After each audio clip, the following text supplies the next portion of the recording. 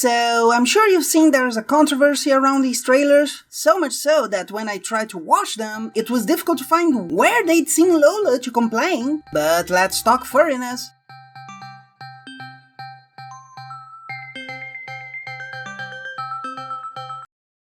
First and foremost, when I heard LeBron James saying the plot was that he and Bugs Bunny had to play against an evil AI, it made me think twice. On one hand, it sounds cheesy, which can be good. A villain who's a villain, be it infecting a body, being infecting a forest, can be fun. Carrot in the ear? No, doesn't work. But I prefer trying than not even trying. On the other hand, I saw the monster showing up and defeating teams, which can be just more cheese, but I also heard, they just want to watch the game burn. This, my friends, is what I call disassociation of utterly mandatory beliefs. Or to be short, dumb. Dumb occurs when authors want to use an idea, say monsters can show up and change the game, as some players have in the past, yet still want to use ideas that directly oppose those, such as, no one should enjoy this. No, if you want to say this would be bad, the league would have denied them access. Any game would be outside the ordinary, such as globetrotters traveling the world, becoming a cartoon, having a dog. Oh, but they may pose a threat. Yes, I saw them up in the clouds. Still, they would not have had these opportunities. And I don't doubt the AI will be the excuse. We made your computers work wrong! Oh, okay. But we still know how the league works.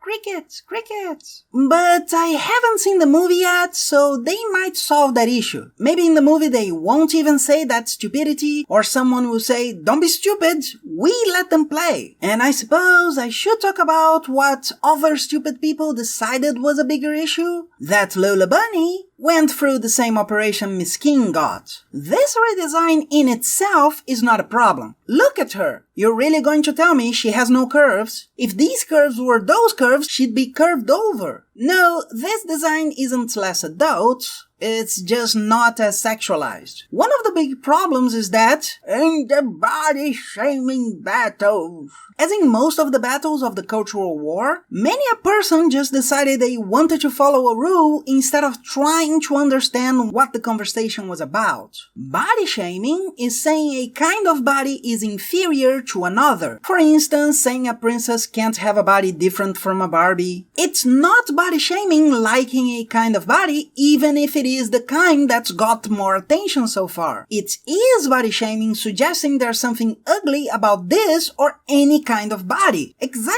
a brilliant woman for daring to be voluptuous. But, because we live in an imbecilic world, people trying to defend the kinds of bodies that were considered inferior before started to say those bodies were superior, being more natural or something. Remember when everyone went nuts thinking a woman was too sexualized because she looked like a toilet brush? There's no way you don't see this as stylized and unreal. And this is a short about how the body feels. So this could be an impression he has when seeing the woman instead of an expectation of how a woman's body should be. Even if it were, you don't think Candy Apple over there would have some issues? Kink shaming, by the way, is saying someone having preferences for something specific is wrong when the thing itself is nothing but people having a similar interest. For instance, the crusade against voluptuousness that's going on, or the ridiculous ideas that preference for less voluptuous people would be pedophilic.